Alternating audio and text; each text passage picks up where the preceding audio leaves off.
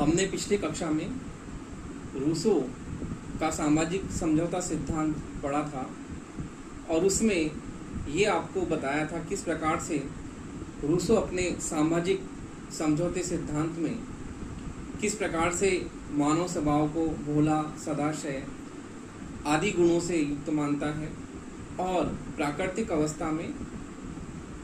अवस्था सभ्य एवं जंगलीपन से युक्त थी। अर्थात रूसो के सामाजिक समझौते सिद्धांत में हमने उसकी विशेषताओं के आधार पर यह पाया कि रूसो का सामाजिक समझौता सिद्धांत जो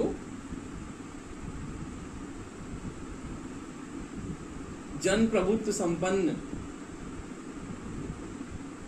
की बात करता है, अर्थात प्रभुता संपन्न जो है वह उसने अपने विचारों में किस प्रकार से जनतंत्र की आधारशिला रखी। अर्थात रूसो का जो सामान्य इच्छा का सिद्धांत कल आपके समझौते की विशेषता में बताया था कि रूसो का जो सामाजिक समझौता सिद्धांत है उसमें वह सामान्य इच्छा की बात करता है। रूसो ये बताता है कि उसके सामाजिक समझौते सिद्धांत में किस प्रकार से प्रभुसत्ताधारी अर्थात जिसके हाथ में संपूर्ण प्रभुत्व संपन्न सर्वोच्च शक्ति है वो क्या है, सामान्य इच्छा। तो इस प्रकार से रूसो अपने सामाजिक समझौते सिद्धांत के आधार पर उसने बताया कि सामान्य इच्छा क्या है, सर्वोपरि है, सर्वोच्च है, अदेय, अविभाज्य, अखंड है। तो रूसो की सामान्य इच्छा का सिद्धांत उसमें यह बताता है कि सामान्य इच्छा आदर्श इच्छा और यथार्थ इच्छाओं का क्या है, योग होती है। तो देखिए रूसो अपने सामाजिक समझौते सिद्धांत में कल हमने पढ़ा था किस प्रकार से उसका सामाजिक समझौता सिद्धांत दो प्रकार का कल हमने बताया था आपको कि रूसो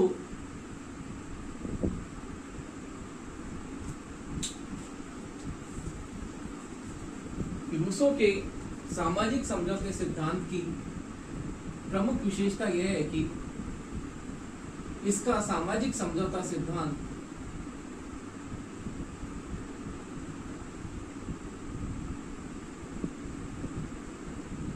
दो प्रकार से होता है। पहला व्यक्तिगत रूप से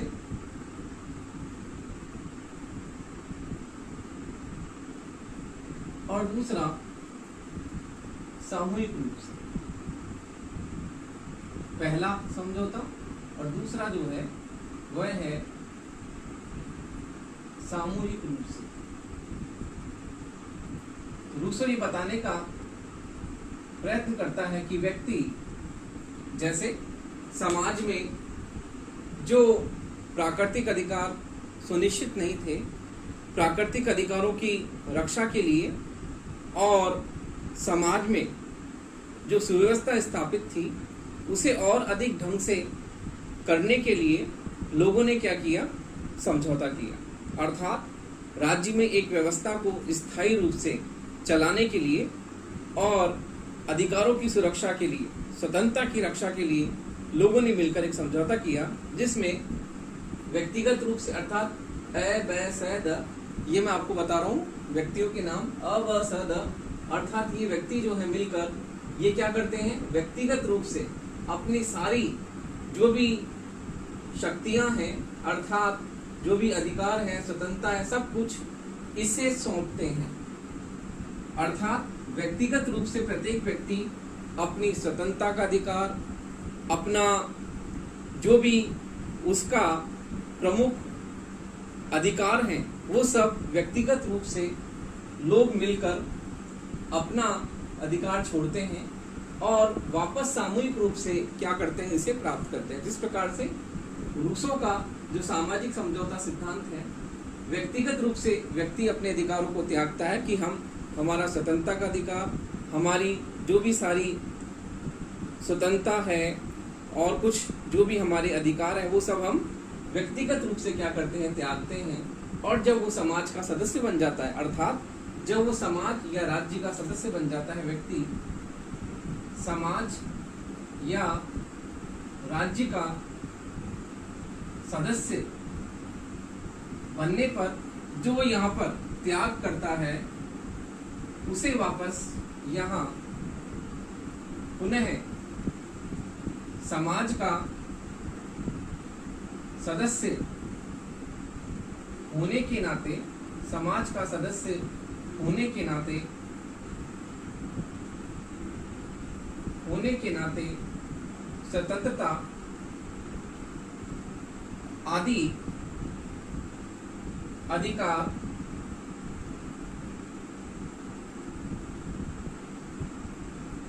पुनः प्राप्त हो जाते हैं। अर्थात व्यक्ति जो व्यक्तिगत रूप से अपने अधिकार सब चीजों का त्याग करता है, उसे समाज का सदस्य होने के नाते, अर्थात सामूहिक रूप से जब समाज या राज्य का व्यक्ति निर्माण करता है तो समाज या राज्य का सदस्य होने के नाते उसे पुनः स्वतंत्रता आदि जो भी अधिकार वो त्यागता है, वो सारे अधिकार उसे वापस समाज का सदस्य होने के नाते सामूहिक रूप से उसे पुनः प्राप्त हो जाते हैं। इस प्रकार से रूसो का सामाजिक समझौता सिद्धांत व्यक्तिगत रूप से व्यक्ति अपने अधिकार आदि का त्याग करता है और सामूहिक रूप से समाज और राज्य का सदस्य होने के नाते उसे वापस सब कुछ अधिकार आदि पुनः प्राप्त हो जाते हैं। इस प्रकार से व्यक्तिगत हैसियत से जो व्यक्ति त्याग करता है, सामूहिक हैसियत प्राप्त होने के नाते अर्थात समाज का सदस्य होने के नाते सामूहिक रूप से वह उसे पुनः प्राप्त कर लेता है। इस प्रकार से रूसो का सामाजिक समझौता दो प्रकार का है, व्यक्तिगत और सामूहिक रूप से। देखिए, इस प्रकार रूसो अपने समझौते में सामान्य इच्छा की बात करता है कि किस प्रकार से रूसो की जो सामान्य इच्छा है वह पूर्ण प्रभुता संपन्न है। अर्थात रूसो का जो सामान्य इच्छा का सिद्धांत है, यह रूसो को एक आदर्शवादी विचारक के रूप में प्रतिपादित करता है। किस प्रकार से? देखिए, रूसो एक आदर्शवादी विचारक किस प्रकार से है। रूसो के चिंतन में सामान्य इच्छा अर्थात उसके चिंतन में हमें जनतंत्रवाद की आधारशिला देखने को मिलती है, लोकतंत्र की आधारशिला देखने को मिलती है, क्योंकि वर्तमान में जो लोकतांत्रिक विचारधारा है, उस लोकतांत्रिक विचारधारा में जो राज्य का प्रमुख आधार क्या है? जन इच्छा, जन सहमति। अर्थात व्यक्ति अपनी सहमति से किसको चुनता है? सरकार को चुनता है, और सरकार को चुनने के बाद में जब सरकार के जो भी सदस्य अपना पद प्राप्त करते हैं, यदि वो उसके प्रति, उसके व्यक्ति के प्रति अर्थात उसके कार्यों के प्रति वो वफादार नहीं होते, अर्थात जब वो चुनकर आते हैं और जो उन्होंने वादे किए हैं चुनाव में पूरे नहीं करते, तो व्यक्ति क्या करता है? अगले फिर चुनावों में क्या करता है? उस सत्ता को बर्खास्त कर देता है और दूसरी सत्ता को चुन लेता है। तो लोकतंत्र का प्रमुख आधार, जनतंत्र का प्रमुख आधार क्या है? जन सहमति, जन इच्छा। इसी की बात रूसो करता है। तो रूसो इस प्रकार से जनतंत्रवाद का जो है वह प्रमुख आधारशिला उसके चिंतन में हमें देखने को मिलती है। इस प्रकार से हीगल, कांट, बोसा के आदि जो विचारक हैं, आदर्शवादी जो विचारक हैं, रूसो के सामान्य इच्छा सिद्धांत से आगे प्रेरित होकर उन्होंने अपने सिद्धांतों में इस चीज को आगे बढ़ाया। तो इस प्रकार से रूसो एक आदर्शवादी विचारक है और उसके चिंतन में हमें जो ये सामान्य इच्छा का सिद्धांत है वह उसे एक अलग बिल्कुल स्थान प्रदान करता है। और रूसो का जो सामान्य इच्छा का सिद्धांत है, ये उसकी महत्वपूर्ण देन है राजनीति विज्ञान को। और सामान्य इच्छा के सिद्धांत के द्वारा रूसो का नाम हमेशा राजनीति विज्ञान में अमरता के रूप में उसका स्थान प्राप्त है उसे। तो देखिए, रूसो का सामान्य इच्छा का सिद्धांत हम देखते हैं।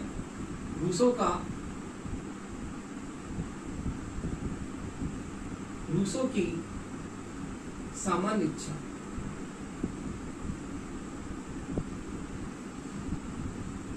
रूसो सामान्य इच्छा का सिद्धांत प्रतिपादित करके वह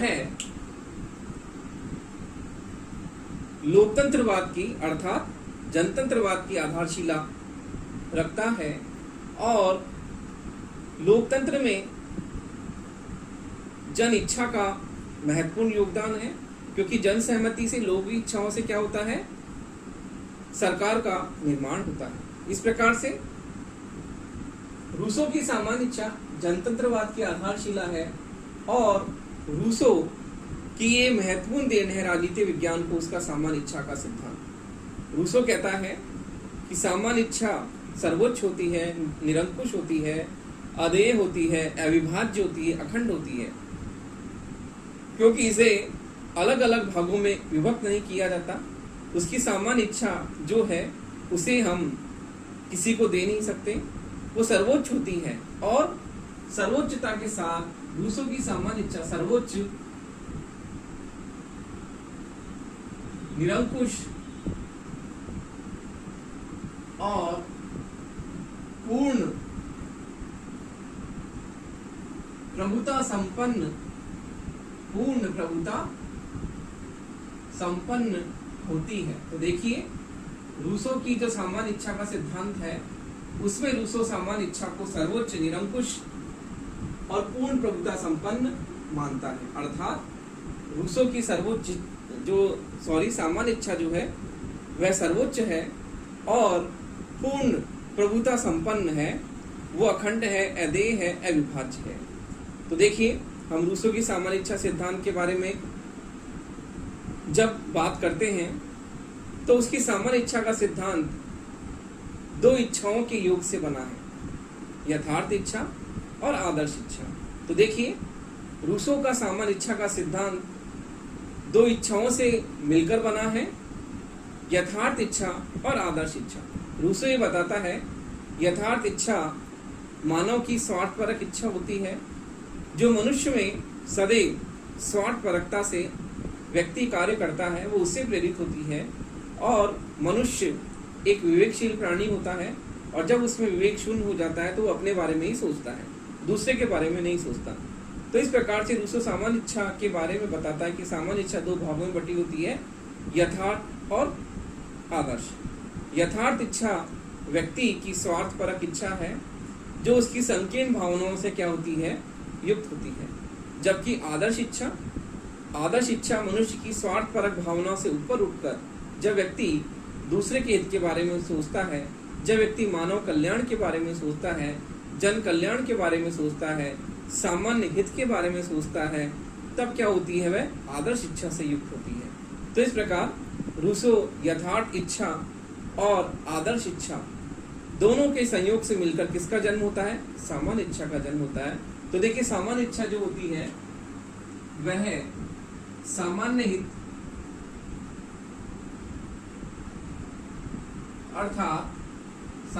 अर्थात जन कल्याण पर आधारित होती है।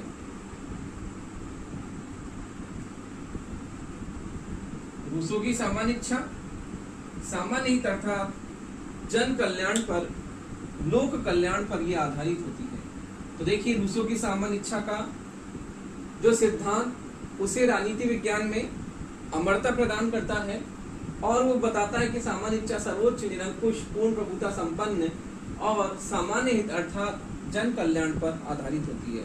तो इस प्रकार रूसो अपने सामान्य इच्छा के सिद्धांत के द्वारा वो ये बताता है कि उसकी सामान्य इच्छा जो होती है वो सामान्य हित अर्थात लोक कल्याण से युक्त होती है। तो देखिए आगे हम देखते हैं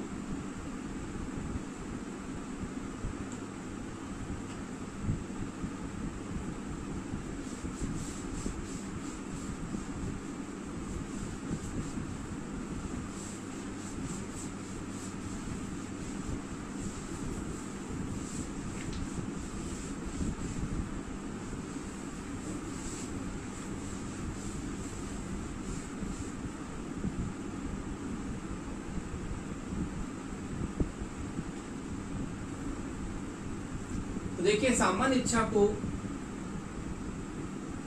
रूसो दो भागों में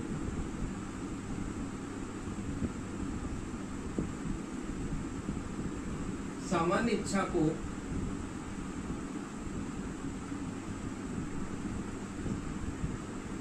दो भागों में बांटता है।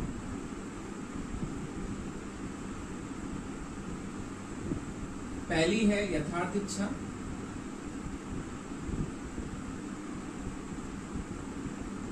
और दूसरी है आदर्श इच्छा।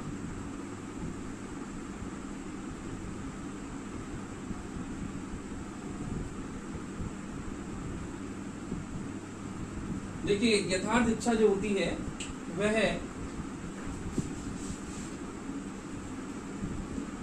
स्वार्थगत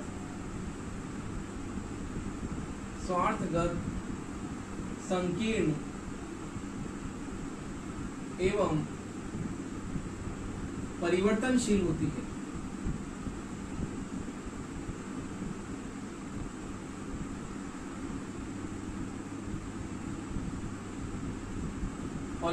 और आदर्श इच्छा विवेक से युक्त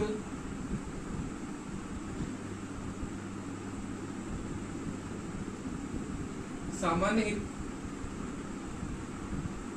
विवेक से युक्त सामान्य हित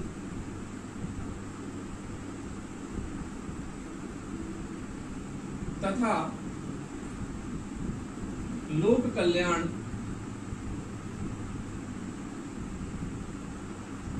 से युक्त होती है।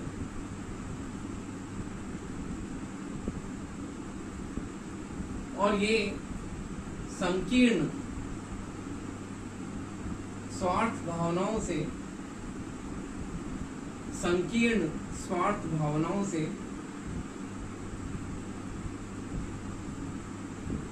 प्रेरित होती है। तो देखिए, रूसो सामान्य इच्छा को दो भागों में बांटता है। वो ये कहता है कि सामान्य इच्छा दो भागों में बटी हुई है, यथार्थ इच्छा और आदर्श इच्छा। यथार्थ इच्छा व्यक्ति की स्वार्थगत, संकीर्ण एवं परिवर्तनशील होती है। ये संकीर्ण स्वार्थ भावनाओं से प्रेरित होती है, अर्थात मनुष्य एक विवेकशील प्राणी है और विवेकशील प्राणी होने के नाते जब उसके मन में स्वार्थ भावनाएं जागृत हो जाती हैं तो व्यक्ति अपने विवेक से शून्य हो जाता है और उन स्वार्थ भावनाओं के कारण व्यक्ति केवल अपने बारे में सोचता है। तो इस प्रकार यथार्थ इच्छा मनुष्य के स्व से प्रेरित होती है। मनुष्य केवल आत्म केंद्रित होकर केवल अपने बारे में ही सोचता है और ये संकीर्ण स्वार्थ भावनाओं से युक्त होती है और ये परिवर्तनशील होती है, बदलती रहती हैं, क्योंकि मनुष्य में स्वार्थ और की भावनाएं हमेशा बदलती रहती है। व्यक्ति इन भावनाओं से नई नई भावनाएं, उसके स्वार्थ की भावनाएं उसके मन में आती रहती हैं। तो इस प्रकार ये क्या होती है, परिवर्तनशील होती है। तो इस प्रकार यथार्थ इच्छा स्वार्थगत संकीर्ण भावनाओं से युक्त होती है और परिवर्तनशील होती है, जबकि आदर्श इच्छा विवेक से युक्त, सामान्य हित तथा लोक कल्याण से युक्त होती है। तो रूसो ये बताता है कि सामान्य इच्छा यथार्थ इच्छा और आदर्श इच्छा दोनों के योग से मिलकर बनी होती है, और जिसमें आदर्श इच्छा क्या होता है, आदर्श इच्छा से युक्त सामान्य इच्छा ज्यादा होती है, क्योंकि सामान्य इच्छा में व्यक्ति का लोक कल्याण, जन कल्याण ज्यादा प्रमुख होता है। तो इस प्रकार रूसो की सामान्य इच्छा को वह दो भागों में बांटता है, यथार्थ और आदर्श। यथार्थ इच्छा व्यक्ति की स्वार्थपरक इच्छाएं होती हैं और ये व्यक्ति के स्व से प्रेरित होती है, जबकि आदर्श इच्छा मनुष्य के स्व से अलग, जब मनुष्य अपने स्व से अलग श्रेष्ठ चीजों के बारे में सोचता है, दूसरे के कल्याण के बारे में सोचता है, सामान्य हित के बारे में सोचता है, तो आदर्श इच्छा क्या होती है, आदर्श इच्छा उससे युक्त होती है। तो इस प्रकार रूसो अपनी सामान्य इच्छा का वर्गीकरण यथार्थ इच्छा और आदर्श इच्छा के रूप में करता है। तो आगे देखिए,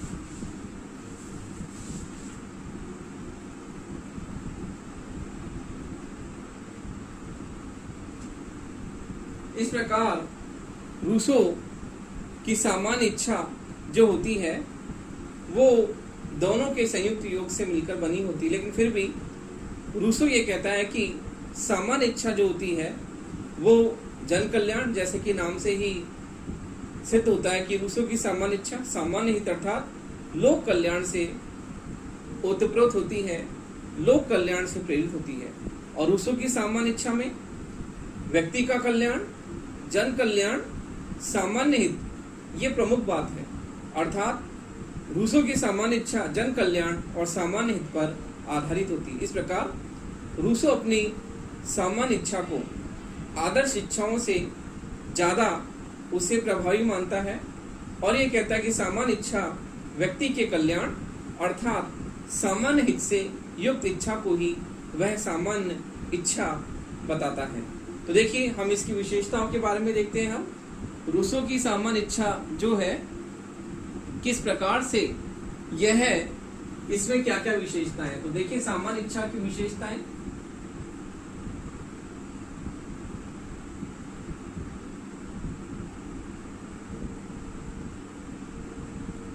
पहला है सामान्य इच्छा में अखंडता।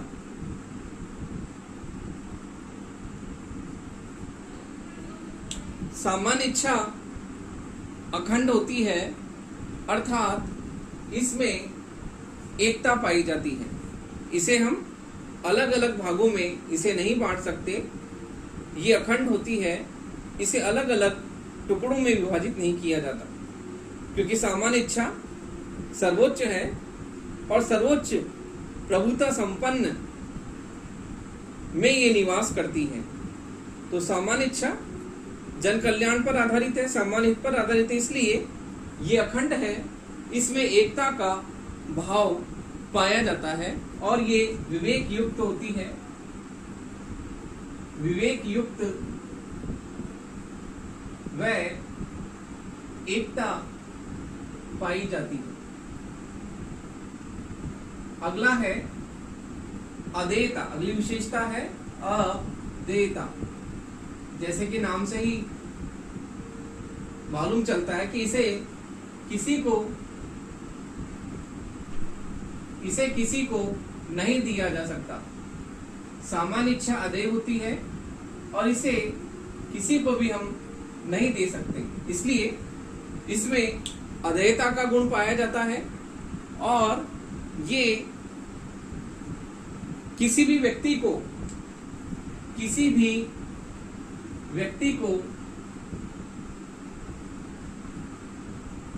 हस्तांतरित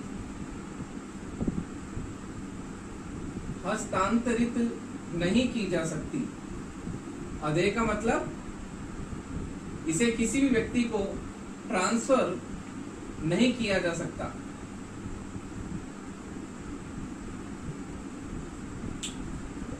रूसो की सामान्य इच्छा की दूसरी विशेषता है अदेयता।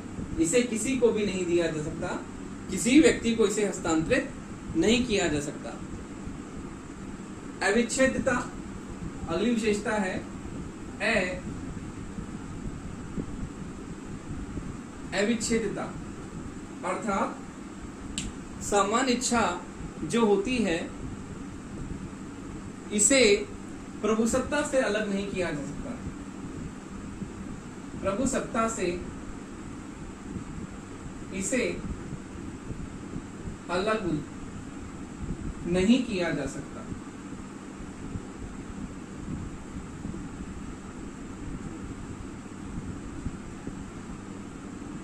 ये प्रभुसत्ता में सामान्य हित के आधार पर निवास करती है और सामान्य हित में निवास करने के कारण इसे हम प्रभुसत्ता से अलग नहीं कर सकते।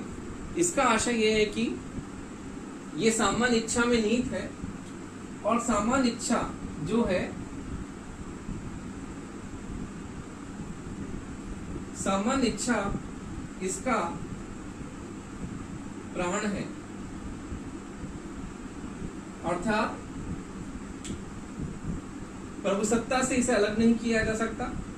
और सामान्य इच्छा जो होता है वह सामान्य इच्छा प्रभुसत्ता इसमें निहित होने के कारण ये इसका प्राण है।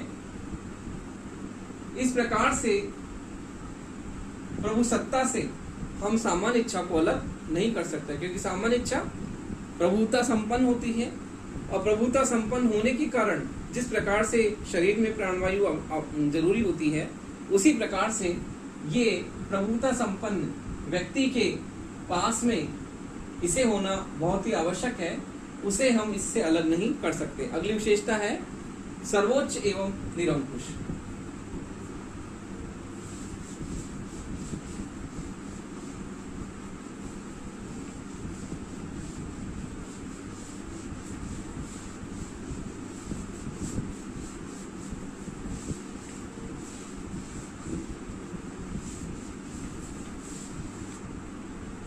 अगली विशेषता देखिए, सर्वोच्च एवं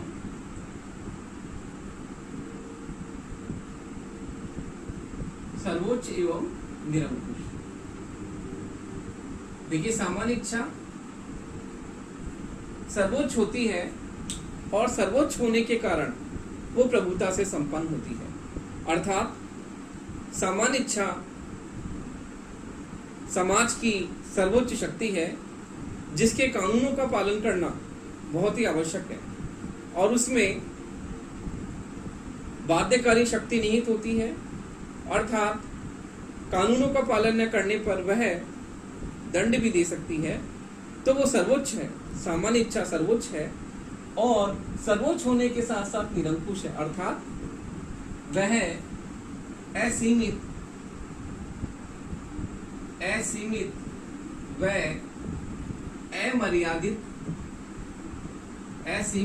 अमर्यादित शासन की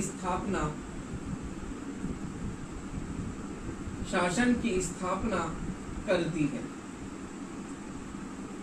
सामान्य इच्छा सर्वोच्च एवं निरंकुश है, इस कारण से सर्वोच्चता उसके पास में निहित है, इसलिए शासन कैसा है? असीमित, अमर्यादित, अनियंत्रित। इस प्रकार से रूसो सामान्य इच्छा के सिद्धांत के द्वारा सामान्य इच्छा को सर्वोच्च एवं निरंकुश मानता है, जिसमें शासन की सारी शक्ति निहित है। इस कारण से उस पर किसी भी तरह का नियंत्रण जो है वह नहीं लगाया जा सकता। तो इस प्रकार सामान्य इच्छा अनियंत्रित, अमर्यादित और असीमित शासन की स्थापना की बात करती है। फिर है स्थायी।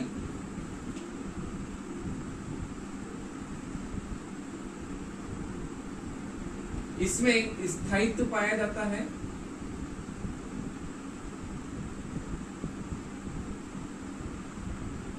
अर्थात सामान्य इच्छा जो होती है सर्वोच्च एवं निरंकुश होने के कारण इसमें जन कल्याण की स्थायी प्रवृत्ति का इसमें हम पाते हैं कि सामान्य इच्छा जन कल्याण से युक्त होती है, और जन कल्याण से युक्त होने के कारण ये हमेशा बनी रहती है, क्योंकि इसमें व्यक्ति का कल्याण, सामान्य हित की कल्याण की बात की जाती है। इस प्रकार से सामान्य इच्छा अस्थायी नहीं होती, ये हमेशा बनी रहती है। इसी कारण से इसमें स्थायित्व होता है। अर्थात जो शासन है, जो सरकार है, वो स्थायी रूप से शासन करती है। क्यों करती है? क्योंकि वह जन कल्याण और सामान्य हित पर आधारित होती है, इसलिए सामान्य इच्छा में स्थायित्व पाया जाता है। अगला है लोक कल्याण की भावना। लोक कल्याण की भावना। देखिए, सामान्य इच्छा लोक कल्याण की भावना से युक्त होती है, क्योंकि सामान्य इच्छा में सामान्य हित प्रमुख होता है, और सामान्य हित प्रमुख होने के कारण ये व्यक्ति के कल्याण, जन कल्याण पर आधारित होती है। तो इस प्रकार से हम यह कहते हैं कि सामान्य इच्छा में सर्वोच्चता, निरंकुशता, स्थायित्व पाए जाने के साथ साथ इसमें जन कल्याण की भावना प्रमुख रूप से पाई जाती है। अर्थात सामान्य इच्छा लोक कल्याण से युक्त होती है, क्योंकि इसका निर्माण आदर्श इच्छाओं के योग से मिलकर बना होता है, जिसमें सामान्य हित प्रमुख रूप से हमें मुखरित रूप से पाया जाता है।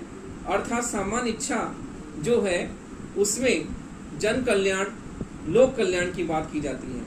तो इस प्रकार से सामान्य इच्छा जो है उसमें लोक कल्याण की भावना हमें अधिक दिखाई देती है। अगली विशेषता है विवेक पर आधारित औचित्यपूर्ण इच्छा। विवेक पर आधारित औचित्यपूर्ण इच्छा। तो देखिए, सामान्य इच्छा जैसा कि बताया था आपको, मनुष्य विवेकशील प्राणी है और इसी कारण से विवेकशील प्राणी होने के कारण ये औचित्यपूर्ण इच्छा है। और औचित्यपूर्ण इच्छा जो होती है इसमें भावनाओं का महत्व नहीं होता, ये विवेक पर आधारित होती है। तो इसलिए विवेक पर आधारित होने के कारण सामान्य इच्छा औचित्यपूर्ण होती है और हमेशा न्याययुक्त होती है। तो इस प्रकार से सामान्य इच्छा की उपयुक्त विशेषताओं के आधार पर हम यह कह सकते हैं कि सामान्य इच्छा सर्वोच्च, निरंकुश एवं जन कल्याण अर्थात लोक कल्याण पर आधारित होती है।